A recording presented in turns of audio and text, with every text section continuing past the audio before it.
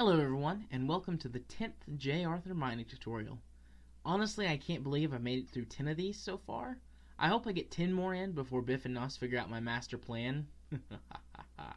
Oh, whoops, said too much already. Quick to the tutorial.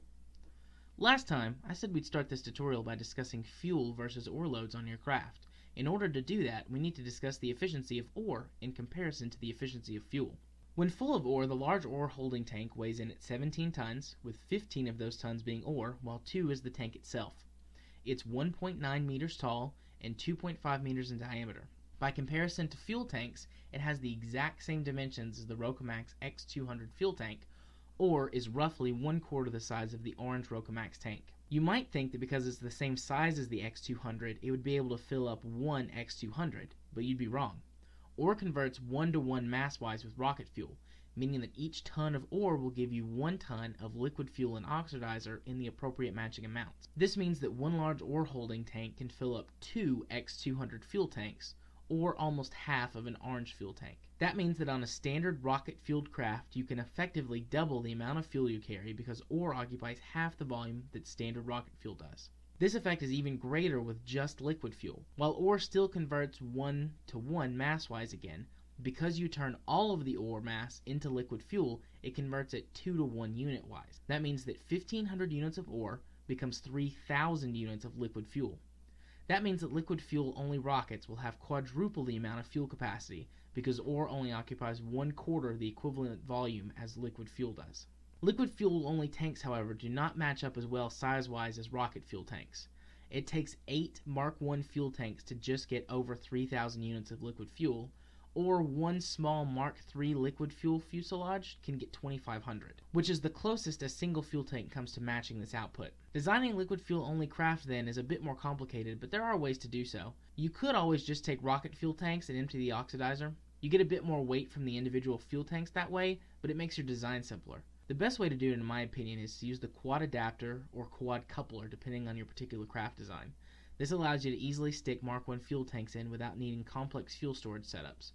It also keeps the fuel in line with the rest of the vehicle body, which is helpful for balancing your center of mass. Just attach an adapter at each end and add some struts for rigidity. Please remember that the aforementioned efficiency numbers only take into account the actual fuel itself, and not the fuel efficiency of your craft overall. That number includes the weight of fuel tanks and parts that you need to make your fuel system actually function.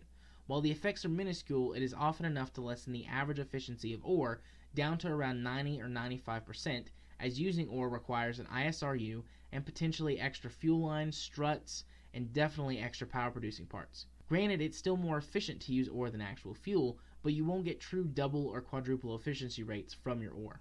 Taking all of that into account, the question then becomes how to use this information. Well, it depends on your design philosophy.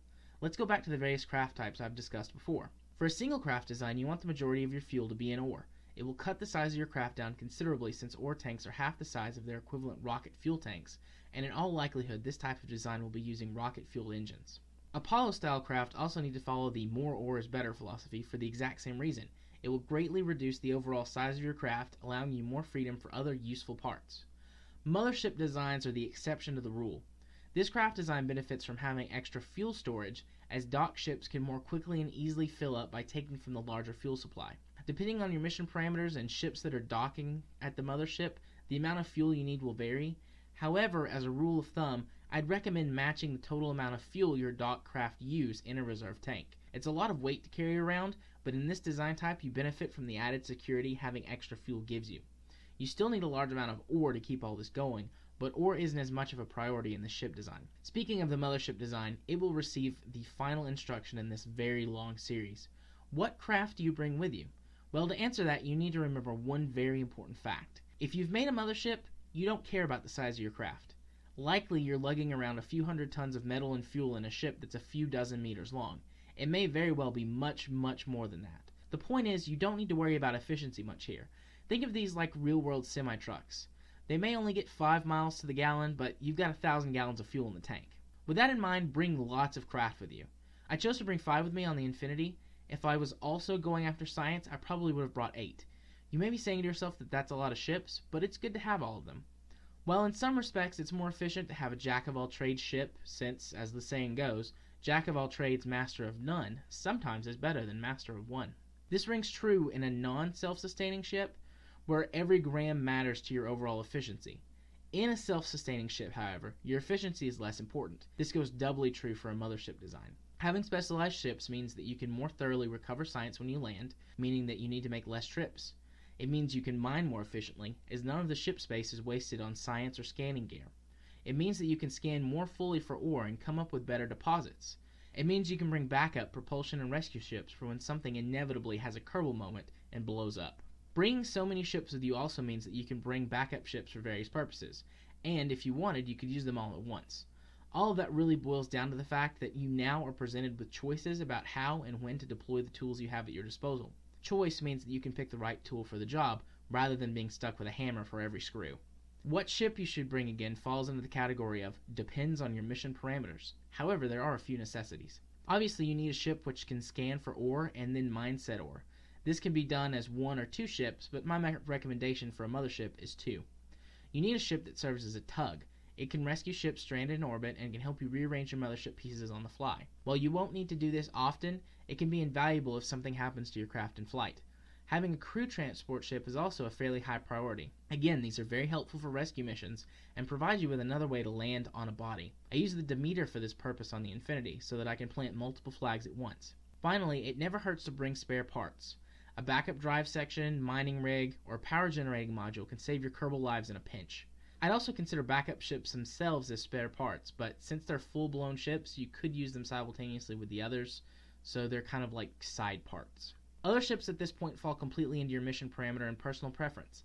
If you're going after asteroids, a grabber ship is obviously a must. If you want science, then additional science landers and rovers would be useful, and so the list goes on and on. Well, that wraps up this massive 3-part series on self-sustaining ships. I think I've covered everything, but if you have any questions you want answered, I'd be happy to address anything that I may have missed. Just send questions to @JMA4707 on Twitter. Also, I think it'd be fun to do an entire tutorial that was based on Q&A. Now that we've finished this up, I want to do a really fun tutorial on a topic that comes up all the time on this show. That topic would be mods. Next time, we're going to be talking about mods that mostly directly relate to mining stuff in the game. I've got a big list that I use myself, and I may throw in a few others that I enjoy that don't really have anything to do with mining at all. Until next time, J. Arthur, signing off.